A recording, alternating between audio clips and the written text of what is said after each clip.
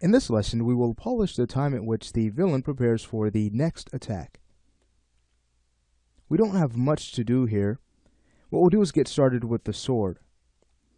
As of right now, it's missing some needed follow-through. So let's go ahead and think about this. As she swings in, we'll need to have an overshoot where the sword rotates down a bit more. We're going to have that happen on about frame 9. Let's go ahead and rotate it down. And what's going to happen is, then she's going to start keeping it stable by the time we get to 15. Let's take a look and hit play. You can see how, because of the weight, it drops, and then she starts to lift it back up for the next attack. Great. Speaking of follow-through, we could also do the same for the character's head.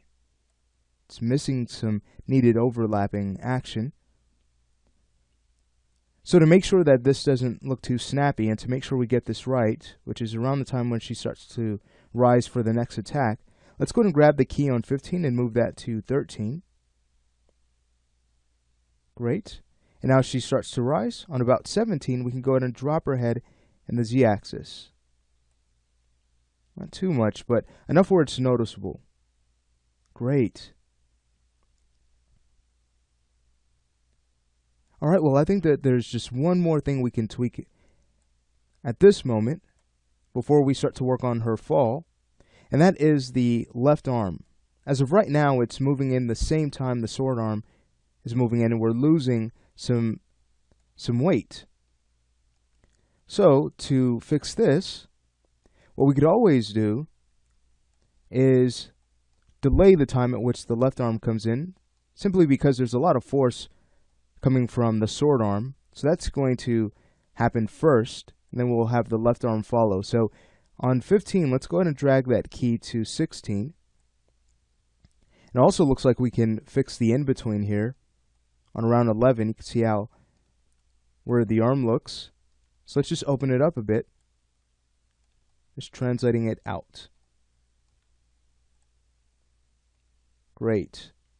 And there we have it. I would like to point out that the keys we have on the shoulders, the twist keys, let's go ahead and take a look at our curve editor, because we don't want to neglect those. I'll go to Modified Object, Shoulder Control, Custom Attributes, and we'll take a look at our channel. So you can see that they're still blocky right now.